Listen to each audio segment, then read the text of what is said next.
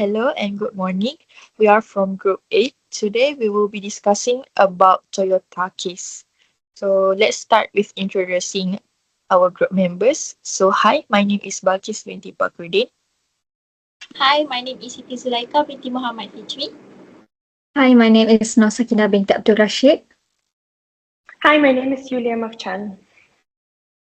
Okay, so let's start with the discussion. So for the first question, what are the specific competencies and leadership behavior that you would like to prioritize to prevent a repeat of such systematic failure in Toyota? So in my opinion, Toyota did not stumble because of some sorry. Okay. Toyota did not stumble because of some fancy tech glitch or simple process gone wrong. But the management hesitated when they need to act, and that points straight to a leadership problem. So, in my opinion, for the first what we call competencies. Sorry, yeah, guys, I don't remember. So the first one is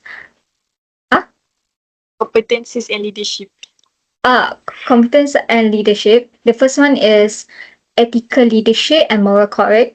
Moral courage. It means leaders must prioritize public safety and trust over immediate profits or safeguarding their own reputation. Because sometimes you have to make a difficult decisions, even ones that may make you dislike or cost the organization money. So leaders in high-risk industries such as vehicle manufacturing have to speak up when safety is at stake, if it means pushing the issues up to the chain or calling out flaws when it is uncomfortable. Uh, so for the second part is psychological safety and speak up leadership. Toyota's all culture basically told people to keep quiet and maybe and not rock the boat, which caused a problem. So leaders must foster an environment in which employees can make mistakes, discuss risk, and also argue without fear of the consequences. So if someone brings up a problem, leaders should listen and support them. Meetings should not be merely about nodding along. Leaders should encourage debate and encourage direct opinions. Um, for the third part, is system thinking and risk awareness. It is short-sighted to focus just on cost-cutting and growth. Leaders must see the big pictures, including how decisions affect others throughout the firm and how incentive impact behavior. Also what threats may be lurking in the background. They should employ framework that look at the entire organization rather than just one part of it, and consider what happens if they postpone making a difficult decision. The fourth one is balanced performance orientation, which promoting someone just because they reach their KPI is not enough. So leaders need to be measured and reward on things like safety, quality, and building trust with the customers. It is not all about the bottom line. Leaders must set clear non-financial goals such as lower defect rates, stronger customer satisfaction, and better safety records. If the incentives do not line up with those goals, leaders must change them rather than pretend everything is fine. So, lastly, will be adaptive leadership and learning orientation. Automobile industry move fast, which is why leaders have to keep up. That means learning from mistakes, spotting warning signs before they blow up, and being open to change their minds when new information comes in. So when something almost goes wrong, there is a chance to learn and not to hide. Good leaders push for real improvements and innovation, not just squeezing more efficiency out of the same processes. So that is my opinion.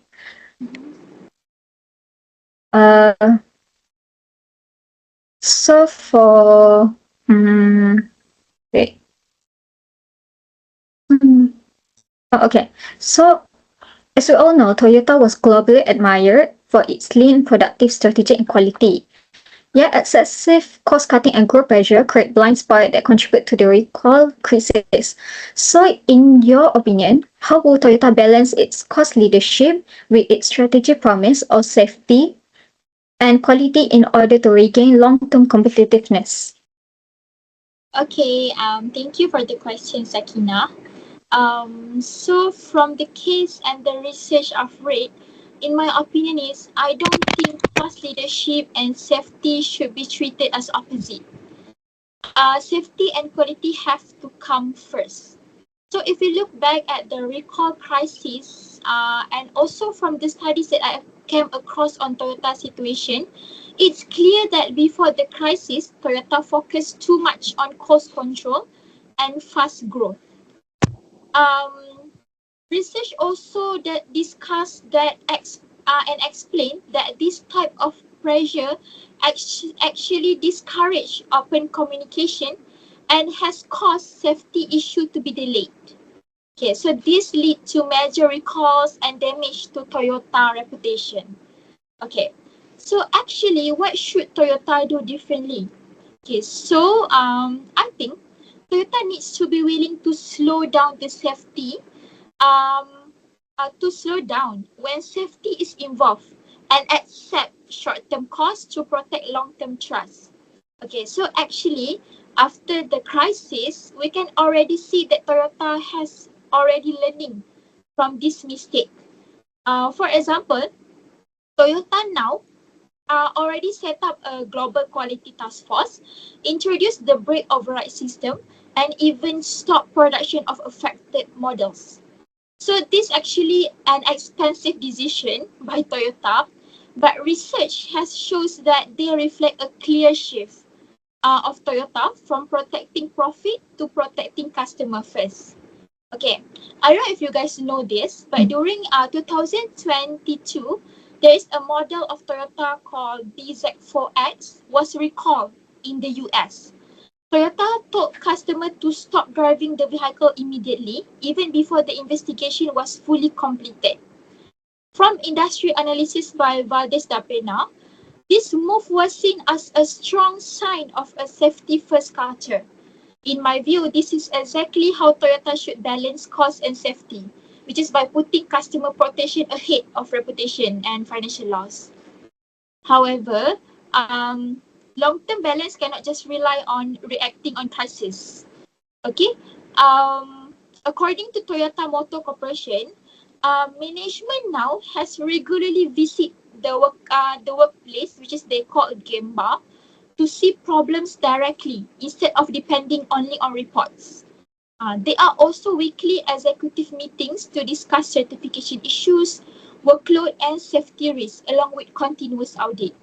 So from what I've read, these practices help catch problems early before cost pressure turns them into biggest issue.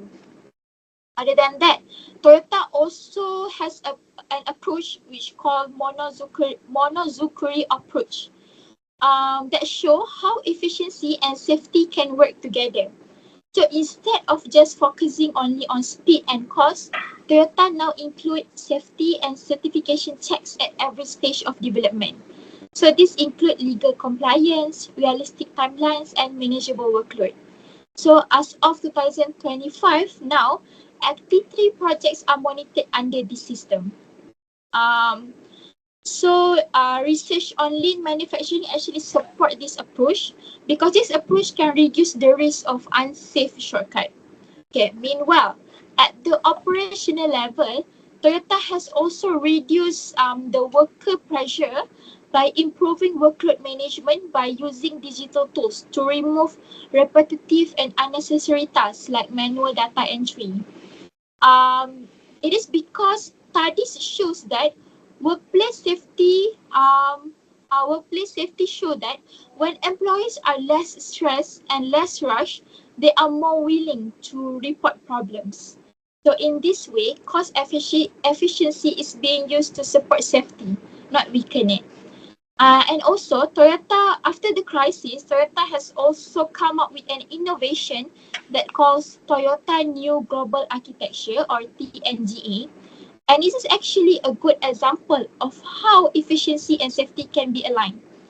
Through standardized platform, this TNGA help to improve safety, vehicle quality, and production efficiency at the same time. So in my opinion, this is actually the right way for Toyota to pursue cost leadership, which is by designing a system where efficiency strengthens quality instead of competing with it. And lastly, leadership and people development are also important to keep these two things balanced. Um, Research consistently show that safety culture actually start from the top, and Toyota actually has already did this after the crisis. Senior leaders, including the chairman, regularly visit the workplace or Genba, leads TPS training, and emphasize compliance and ethics. This sends a clear message that safety in Toyota is actually everyone's responsibility, not just the frontline workers' job. So to conclude, Toyota should balance cost leadership and safety by rethinking what efficiency really means. The lean production that Toyota are famous of actually should help uncover problems early, not hide them. So actually right now, Toyota is already moving in the right direction through transparency, game-based decision making, people development, and innovation like the NGA. So I think if Toyota can continue and consistent in this approach, it can reboot trust and strengthen its long-term competitiveness as a responsible global automotive leader. So that's my opinion. So right now I want to ask for Yulia opinion. If you were redesigning Toyota motivation and reward system, what mix of intrinsic and extrinsic motivator would you propose to ensure employees feel safe and encouraged to report issue at workplace? Yes, thanks for the question. So, as you actually already mentioned before, Toyota's reward system focused too much on a cost cutting and showing perfect results for everyone. And because of this, employees were afraid to report problems, and they were hidden until it became really serious and caused big problems. So, to prevent it from happening again, Toyota needs a reward system to encourage honesty, safety, what is really important, and learning, not being silent. So, firstly, in my opinion, Toyota should reward employees not only for cost cutting, but also for reporting safety concerns early, improving product quality, and working together. Those are three really big points to solve these problems. And when people know they will be recognized for speaking up, they're more likely to do it. Secondly, Toyota should use both kind of rewards, so such as bonuses, promotions, public recognition for employees, but also like motivation, giving employees a sense of purpose and making them feel safe to express their concerns. So leaders should show that reporting issues is valued and will not lead to punishment in any way of it.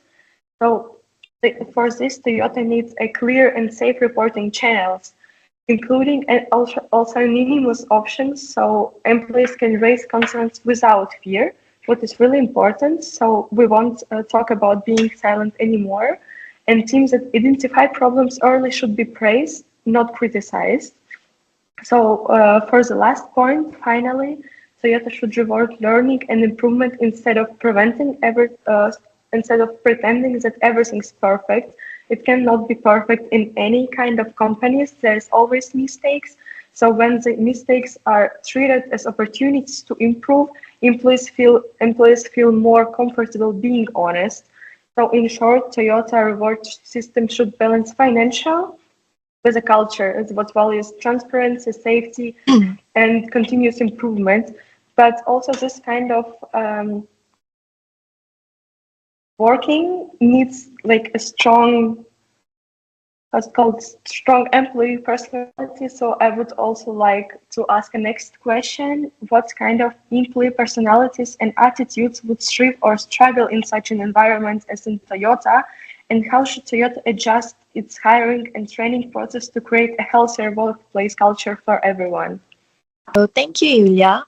So I will continue with the discussion. In Toyota environment, conformists and risk avoidance will survive in this kind of environments since they are someone that prioritize group harmony, which minimizing opposite opinions and avoid rocking the boat like the Japanese proverb, the nail that sticks out get pounded down.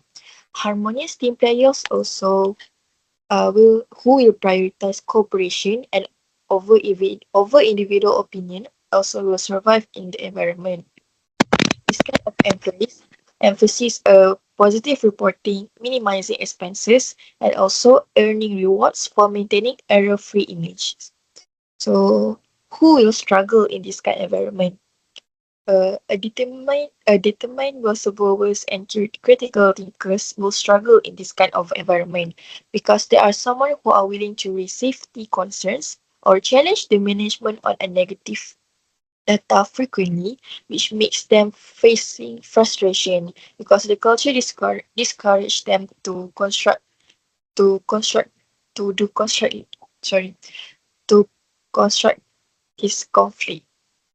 So ethical individual who prioritize transparency also will struggle. They cannot thrive in a group think environment where reporting problem will risk career failure or retention issues. So how should Toyota adjust its hiring and training process to create a healthy workplace culture? Toyota should adjust its hiring and training to prioritize transparency, ethical courage, and positive dispute resolution, countering the conformity that concealed safety issues. So during their hiring process, HR can use behavioral interviews and case studies to identify candidates who have experience raising problems and avoid hiring people who are prone to sweeping issues under the rug. HR also can choose top performers who can handle complex problems and stand up to the management. Lastly, they need to revise back the assessment to ensure that the new hires are strong learners who can adapt to the training.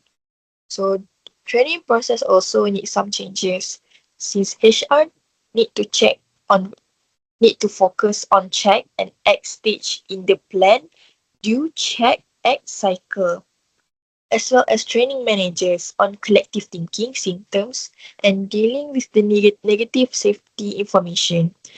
They also can organize sessions on whistleblowing, ethical reporting, and excluding biased positive data. So they can develop skills for convincing executive on issues through balanced reward recognition. They also can regularly assess training effectiveness to ensure a better decision making on critical information. So lastly, to implement this culture, HR need to measure the alignment with values such as safety over growth. It can also be paired with the performance metric that rewards responsiveness to negative feedback to achieve a long-term change. So, to conclude, Toyota conformity-driven culture favored safe team players but silenced whistleblowers, leading to a hidden safety crisis. By revamping hiring for courage, training for open reporting, and monitoring culture with safety-first metrics, Toyota can build a healthier workplace. So these changes can promote more transparent and can prevent future failures in Toyota culture. So that's all from me. So thank you for you guys' opinion. So I think we can end the discussion here. Thank you. Thank you. Thank you. Thank you.